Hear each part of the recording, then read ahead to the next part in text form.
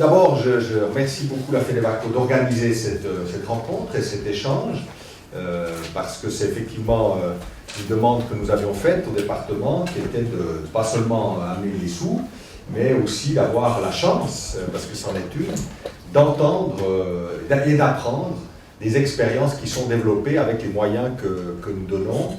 Parce que, contrairement à ce qu'on croit, je crois qu'on ne fait pas que donner, justement, quand on soutient de ces projets, on ne fait pas que donner de l'argent, et cette approche-là, elle nous fait perdre beaucoup de choses, mais on a aussi le droit de recevoir un certain nombre de retours, d'informations, de savoir, d'expériences, qui vont à notre tour nous enrichir, probablement pas monétairement, mais qui sait, et en tout cas nous enrichir quant à notre vision du monde, à nos savoirs et à toute une série de connaissances qui sont pour certaines bien utiles. Je dis ça parce que, au fond, cette culture de l'échange, je l'ai apprise justement d'échanger, l'une des associations que la FEDEVACO soutient, qui avait organisé dans le cadre du Forum social à Porto Alegre, lors des 2 premières éditions, des visites à destination de parlementaires fédéraux, 2 projets qui étaient soutenus par Échanger, avec des volontaires. Je ne sais pas si vous êtes avec Échanger, je crois. Ben voilà, vos homologues de l'époque, il y a déjà presque une dizaine d'années, nous avaient, avec les parlementaires fédéraux qui étaient dans la délégation, informés sur tout ce qui faisait leur pratique. Et ces 3 ou 4 jours, dont je garde un souvenir lumineux, qui m'avaient effectivement énormément appris sur toute une série de politiques publiques possibles à conduire, dont je dois dire un certain nombre, j'ai essayé d'en tirer quelques enseignements dans la gestion du département de la santé et de l'action sociale, dont j'ai eu la direction quelques années plus tard. Par exemple, comment faire avec les gens qui sont en difficulté, comment compter sur leurs ressources, comment essayer d'aller directement au but, en évitant, si possible, les couches bureaucratiques ou expertes, qui accompagnent souvent nos politiques publiques. Par exemple, les mesures que nous avons prises pour les jeunes à l'aide sociale, ces réflexes-là, ces approches-là, sont souvent nés du constat qu'au fond, les gens en difficulté, et c'est ce que j'ai appris en faisant ces visites au Brésil, ça m'a véritablement ouvert les yeux. En même temps, j'ai vu énormément de misère, mais je suis revenu beaucoup plus optimiste que j'étais parti. Pourquoi? Parce que je me suis dit, mais évidemment, ils sont très pauvres, parfois malheureux, parfois pas, même s'ils sont pauvres, parfois moins malheureux que nous qui sommes riches, ou moins pauvres. Mais surtout, ce que j'ai réalisé, c'est que l'essentiel des ressources pour s'en sortir, elles étaient là-bas. Elles étaient par exemple au Brésil, et je me souviens très bien de l'énergie qu'avaient les mouvements populaires, les mouvements de libération, les mouvements progressistes, au fond, avant l'accession de Lula au pouvoir. Et 10 ans plus tard, je mesure à quel point, au fond, ce que j'avais pu percevoir avec d'autres, à une toute petite échelle, a pris une dimension désormais quasi planétaire. À l'époque, le grand débat, c'était comment est-ce que le Brésil doit rembourser sa dette ou pas. Le Parti des travailleurs de Lula devait accéder au pouvoir, enfin tous les sondages l'indiquaient, ça s'est d'ailleurs concrétisé. Et l'un des grands débats qui agitait le Parti des travailleurs, auquel j'ai eu accès parce qu'on avait visité quelques personnalités de ce mouvement, c'était s'il y avait les tenants de ceux qui disaient on remboursera, puis les tenants qui disaient c'est impossible de rembourser, on doit rompre et on doit donc se départir de cette créance, de cette dette, et partir de zéro, même si ça provoque une crise, etc. Il faut que c'est les tenants de la première option qui l'ont remporté. Et 10 ans plus tard, de quoi parle-t-on aujourd'hui? C'est plus de la dette du Brésil, mais c'est de la dette de l'Europe. Et les Brésiliens sont devenus les créanciers de l'Europe, puisqu'ils viennent maintenant nous dire, après tout, si vous avez besoin d'argent, nous on est prêts à vous en prêter. Ce qui est quand même, il serait été inimaginable il y a 10 ans. Mais pourtant, ceux qui voyaient l'énergie, la force, la richesse, dans le sous-sol, mais pas seulement dans la richesse visible par la taille du pays, ses ressources naturelles, etc., mais aussi la richesse et l'énergie du peuple et les ressources qu'ils avaient, et pour autant qu'évidemment on organise un minimum les choses pour les mobiliser, ces richesses, et pour cesser de les détourner ou de les nier, ou encore pire, de les spolier.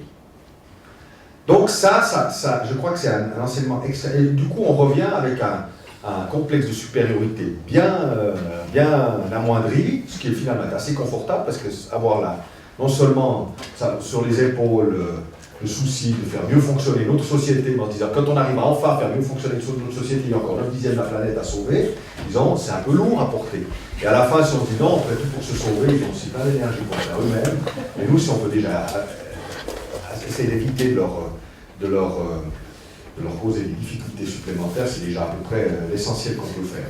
Pour autant, ça ne nie pas les projets de coopération, mais du coup, ça devient véritablement des projets de coopération. C'est-à-dire qu'on continue de soutenir, on continue d'envoyer des volontaires d'échanger.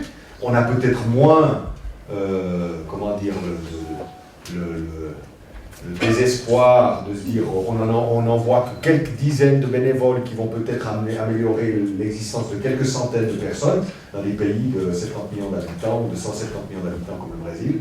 On se dit c'est des gouttes d'eau, mais du coup on se dit bon c'est pas si grave. C'est des personnes qui vont apprendre des choses, qui vont revenir, c'est des personnes qui vont faire du bien, un peu de bien, avec d'autres, avec essentiellement des mouvements sur place qui vont en faire beaucoup. Nous soutenons pour apporter une contribution et pour avoir un réseau de gens qui, à leur tour, vont apprendre des choses dans l'environnement d'origine et qui vont rendre notre société, à nous, un peu meilleure, évidemment par degré tout à fait modeste, mais quand même réel. Et c'est dans ce sens-là que je crois on doit comprendre les politiques de coopération. C'est ça l'origine, disons, de ces rencontres, dont le succès, puisque la salle est pleine et que même des gens n'ont pas trouvé place, montre que je crois que c'est quelque chose qui effectivement correspond à une attente, à un besoin. Nous voulons savoir comment les autres vivent sur notre planète, comment on peut s'entraider, comment on peut s'enrichir mutuellement. Voilà. Alors merci d'avoir organisé cette rencontre. Nous avons, j'ai déjà dit à quelques reprises, essayé de monter en puissance nos aides dans le canton de Vaud pour la coopération. Nous avons multiplié par 5 en 6 ans les moyens cumulés du CHU, du département de la santé et du fonds de lutte contre l'addiction qui est géré par mon département. On est passé de 200 000 à environ 1 million de francs qui sont amenés qui sont amenés à la FEDEVACO, qui sont gérés par la FEDEVACO pour des projets. C'est beaucoup, multiplication par 5, ça reste modeste. 1 million sur mon budget du département qui fait 2,5 milliards, 2,6 milliards. On est à 0,5%. Non, même pas 0,5 pour 1000, pour 1000, 0,5 pour 1000. Donc on est encore dans quelque chose d'assez modeste, mais qui évidemment, avec les effets multiplicateurs, avec le Francfort, a quand même quelques effets. On va continuer à monter graduellement cette aide, évidemment, aussi longtemps que la FEDEVACO a de bons projets à nous présenter. Donc c'est un jeu où on marche sur deux jambes. D'un côté, la FEDEVACO qui nous dit si oui ou non elle a des projets, et nous qui amenons de l'argent. Évidemment, si la FEDEVACO sait qu'il y a un peu plus d'argent, on va aussi stimuler un peu plus de projets. Je ne suis pas le seul à soutenir avec le département de la santé, puisque d'autres départements, Madame De Quattro a aussi maintenant amené quelques moyens pour des projets en lien avec les missions de son département. Donc nous essayons de faire des efforts, les communes aussi vaudoises ont augmenté leurs efforts, de sorte que la FEDEVACO est une petite entreprise qui marche bien, avec des résultats équilibrés, voire légèrement bénéficiaires, j'ai observé ça, et avec des projets, des rythmes de croissance qui feraient rougir bien des industriels et bien des compagnies commerciales. Mais ça n'est pas une compagnie commerciale, nous souhaitons que ce soit une société qui ait le moins de bureaucratie possible, qui soit vraiment directement concentrée sur les projets, sur le terrain, avec cette approche de réciprocité qui est proposée ici. Et puis un dernier mot pour quand même dire quelque chose sur l'aspect plus précisément sanitaire et sur les interventions que nous avons eues, puisque c'est le grand thème que nous soutenons, c'est la politique de santé, avec toutes les complexités et les relations entre les différentes approches des systèmes de santé qui peuvent y avoir, qui peuvent coexister dans le monde. C'est très intéressant pour nous de voir cette diversité d'approches. C'est très intéressant pour le CHUV, qui finance la FEDEVACO lui aussi, d'avoir ces contacts, ces échanges, pour interroger ses propres pratiques, pour mesurer l'écart entre ces pratiques et ce qui se fait dans toute une série de pays du globe. C'est intéressant pour la science.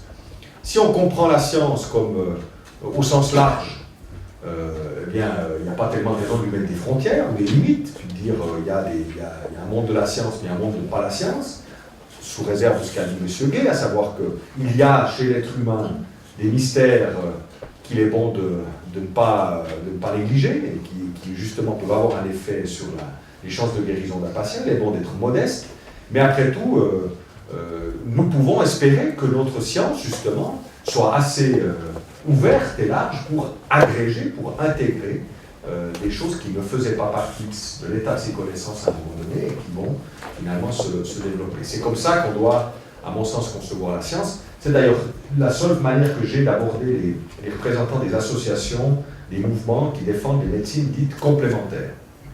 Au fond, on s'est trouvé dans une histoire assez intéressante.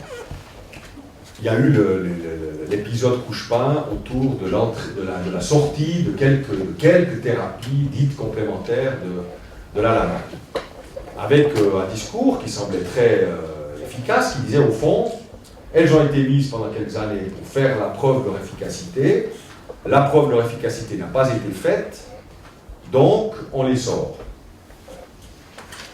Ce qu'a décrit M. Gué, à savoir l'extraordinaire réseau de clients, de fournisseurs des médecines complémentaires qui est, si ce réseau était conscient de lui-même, probablement un des lobbies les plus puissants qui pourraient exister dans ce pays, les chiffres qu'a donné M. Gué, eh bien, initiative populaire pour dire non, il faut remettre les médecines complémentaires. Alors bon, le peuple évidemment soutient cette initiative, un grand succès. Puis après, on dit, bon alors quoi, on les remet, mais c'est quoi une médecine complémentaire? Est-ce que c'est une médecine qui remplit les critères d'efficacité, d'adéquation, c'est-à-dire en gros qui soigne, qui guérit pour des montants raisonnables, ou est-ce que c'est une médecine qui n'a pas d'effet? Parce que c'est ça en gros, efficacité, adéquation, qu'est-ce qu'il y a, EA, et puis quoi? Économicité. Économicité. Voilà, efficacité, adéquation, économicité. Ça ne veut rien dire d'autre que ça guérit, ça a des effets positifs et c'est pas trop cher. En principe, le pas trop cher, c'est pas trop difficile à argumenter pour une médecine complémentaire, donc il ne reste plus qu'à savoir si elles ont un effet. Elles font plutôt du bien, du mal ou rien du tout. Pour une assurance sociale qui est censée rembourser les dépenses de santé, c'est évidemment une question qui n'est pas anodine. Donc c'est évidemment si on se dit au fond, cette médecine n'a pas à faire la preuve de son efficacité, c'est comme si on disait c'est pas vraiment de la médecine, mais ça doit quand même être remboursé. C'est évidemment difficile à faire. Donc on les a remises dedans, et on ne sait toujours pas, de manière certaine, si c'est véritablement efficace. En tout cas, c'est ce que disent les experts, qui ont été mobilisés par l'administration fédérale. On les a remises dedans. Puis après, il y a eu les associations qui ont dit, bon, maintenant, il y a, dans ceux qui fournissent les prestations remboursées par la LAMAL, il y a des vrais. Puis il y en a qui ne sont pas des vrais. Il y a des complémentaires officiels, ou des vrais complémentaires, puis il y a des complémentaires qui sont en gros des charlatans. Et puis j'ai dit, bon, qu'est-ce que... Alors, l'association des médecines complémentaires nous a dit, à la CDS, à la conférence des directeurs de la santé, nous a dit, on voudrait que vous fassiez le tri. Hein? On voudrait que vous fassiez des examens, que vous puissiez dire qu'est-ce que c'est vraiment que quelqu'un qui a le droit de se prétendre de la médecine complémentaire.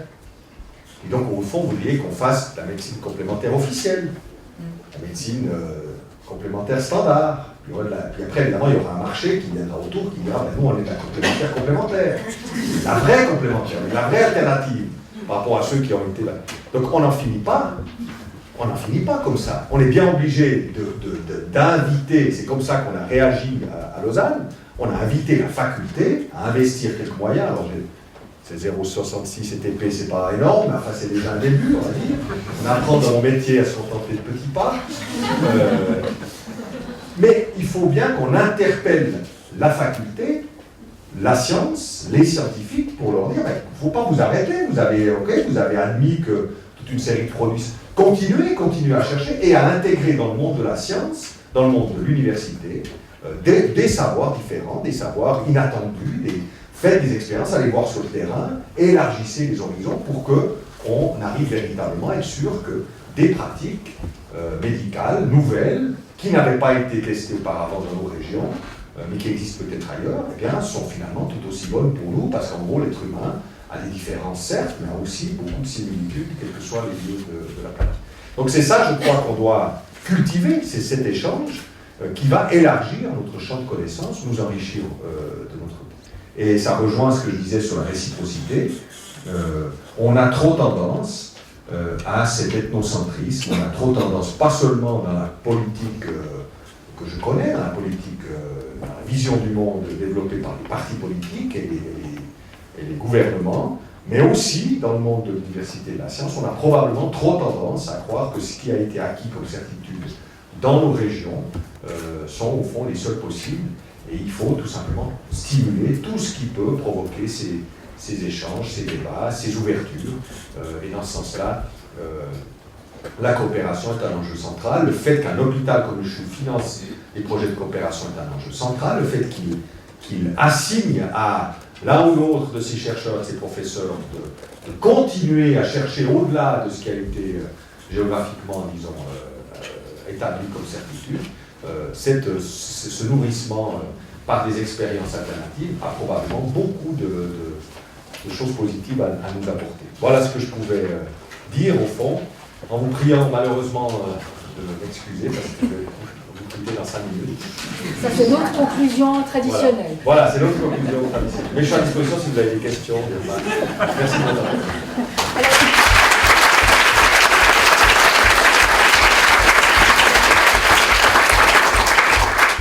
Le Conseil d'État m'a soufflé à l'oreille qu'il devait partir à 7h. Vous avez 4 minutes pour lui poser des questions.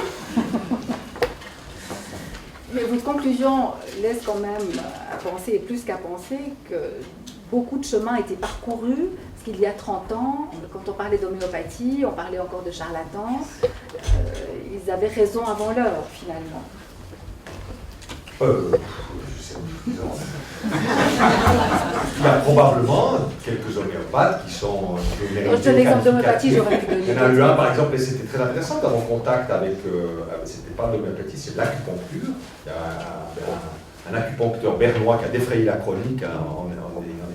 Voilà, les représentants des médecines complémentaires qui nous consultaient nous disaient on doit protéger le terme d'acupuncteur, on doit dire maintenant ce que c'est qu'un acupuncteur, on ne peut plus laisser n'importe qui se dire acupuncteur. On a eu la même chose avec les ostéopathes. Les ostéopathes ont voulu protéger leur titre, et les cantons ont fait un examen national, standardisé, qui dessert maintenant un titre unifié, intercantonal d'ostéopathe. Mais évidemment, c'est une approche de l'ostéopathie qui a bien dû être un peu consolidée, avec un examen qui a ses limites et ses défauts. Et il se trouve qu'il y a quelques excellents ostéopathes qui ont 15 ans ou 20 ans de pratique, qui l'échouent, qui le ratent cet examen, qui disent, mais enfin c'est quand même n'importe quoi, moi ça fait 20 ans que je fais du bien à mes patients, j'ai des clients, il faut que je leur fasse du bien, puis vous me refusez le titre d'ostéopathe. Et forcément, c'est clair que dès que vous avez un appel à l'État qui demande à essayer de mettre un peu d'ordre, d'unification, etc., vous avez des procédures qui amènent leur lot de rigidité, et vous créez forcément une nouvelle frontière, c'est-à-dire un nouvel espace pour que des gens se disent « moi je ne suis pas comme ceux qui ont le stempel officiel, mais pourtant je fais quand même du bien, et je le prouve à des patients qui viennent chez moi. » Voilà. Les rebouteux, c'est connu que par exemple les rebouteux sont pour certains d'entre eux efficaces, ça paraît une évidence. J'en connais. Plus efficace qu'un anti-inflammatoire. Et pour autant, je crois que même si on devait protéger le terme de routeux, dans un examen intercantonal des routeux, il y aurait quand même encore derrière d'autres routeux qui continueraient à pratiquer. Voilà.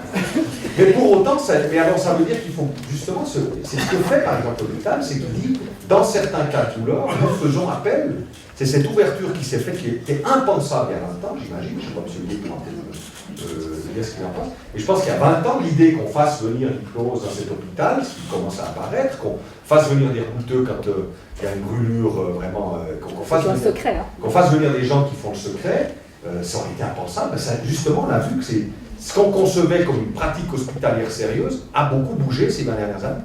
Et je pense qu'on doit avoir un message optimiste, c'est que nous ne sommes pas si figés que parfois on se représente comme nous. Madame. Je m'appelle Tenzin Flacoli. Merci pour cette ouverture pour la médecine non traditionnelle.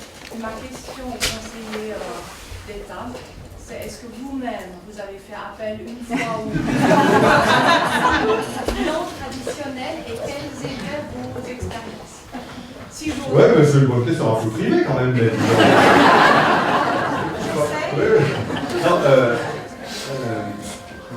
moi, je consomme le moins possible de médecine traditionnelle ou non traditionnelle. Donc, je vais assez peu chez le médecin pour l'instant. Mais c'est vrai que, par exemple, je le dis sans embâche, j'ai souvent mal à la gorge. Je ne suis pas comme ça de culture, je ne suis pas très, très porté vers les médecines traditionnelles, je dois bien l'avouer. Pourtant, j'ai trouvé à Berne une droguerie qui vend des sprays spagyriques. C'est le seul truc qui vraiment, dès que j'ai les premières irritations de la gorge, a produit un effet. Comme si j'allais à la pharmacie, quand j'allais à la pharmacie demander des pastilles, eh ben, ça ne faisait strictement rien, j'avais quand même toute la série, c'est-à-dire d'abord mal à la gorge, du picotement, ensuite ça descendait sur les bronches, puis 3 semaines. C'est-à-dire que là, avec ce fameux spray, qui coûte assez cher, mais c'est vrai que ça c'est efficace. Donc je peux donner cette expérience-là. L'ostéopathie aussi, j'ai souvent eu des maux de dos, et c'est vrai qu'un ostéopathe m'a fait beaucoup de bien. Donc je suis ouvert sur pour ma vie personnelle. Maintenant je m'arrête sur ma vie personnelle. Mais un mot pour dire, du point de vue institutionnel, nous avons reçu ici le ministre, cette institution a reçu le ministre de la Santé de Chine. C'est probablement le personnage le plus important qui ait traversé ces couloirs. Il venait nous demander des informations sur notre politique de planification hospitalière. Monsieur le ministre, qui parle parfaitement bien français, lui dit, je suis un peu impressionné quand même, nous avons une planification à faire sur un territoire de 700 000 habitants, vous avez sur 1 milliard, à peu près 1 milliard d'habitants, je ne sais pas si je suis bien placé pour dire comment s'y prendre. Alors il était très intéressé de savoir les rapports publics-privés, évidemment pour la Chine c'est un des enjeux, de savoir s'il faut ou pas s'ouvrir au public privé ou pas. Bon, je ne suis pas très représentatif. Mais enfin, j'ai dit ce que j'en pensais, alors du coup, peut-être j'aurais une petite influence sur l'ouverture ou pas des publics privés. Et au-delà de ça, ce qui était très intéressant, c'est qu'évidemment, ils étaient très désireux d'un partenariat. Donc ils aimeraient que, alors nous, on va, le CHU va offrir des places de stage, de formation à de jeunes Chinois. Et puis on se disait, ben nous, qu'est-ce qu'on veut faire? Parce que c'est vrai qu'aller en Chine, disons, il y a un problème de langue, il y a un problème de éloignement. Et ce que nous avons proposé, c'est justement aux Chinois qui nous ont dit, le ministre de la Santé nous a dit, nous essayons de ne plus simplement offrir une médecine occidentale et à côté de médecine chinoise, nous essayons d'intégrer la médecine chinoise traditionnelle dans nos hôpitaux dits occidentaux, enfin coloniaux, comme vous dire. Donc ils essayent ils font un travail au niveau du ministère de la Santé, justement, d'examen de leur médecine traditionnelle pour voir quelle part de cette médecine traditionnelle peut être intégrée à l'offre de santé publique étatique, au fond, parce que là aussi, l'offre de santé publique en Chine, elle est quand même assez limitée, elle ne touche pas toutes les régions, et elle ne peut pas se développer dans toutes les régions avec la densité qu'on a chez nous, pas les moyens. Donc, ils font ce travail-là. Et du coup, ça nous a fait tilt, on s'est dit, mais après tout, au fond, c'est peut-être ça qui pourrait nous intéresser, et je crois que M. Grave, vous devrait aller en Chine. Vous êtes informé, j'espère, que vous devez aller faire un tour en Chine avec une équipe du CHU pour voir comment ils font cette prise en compte de la médecine traditionnelle chinoise, pour voir si nous aussi, on peut en tirer quelque chose. Je risque bien de devoir vous accompagner parce qu'ils font une grosse pression pour que vous y allez aussi, mais ça, c'est encore pas tout à fait fixé. Voilà. Pour dire donc qu'il y a des mouvements possibles d'intégration d'alternatives médicales dans ces hôpitaux. Merci beaucoup, M. Maillard. Vous allez être en retard, votre prochain rendez-vous.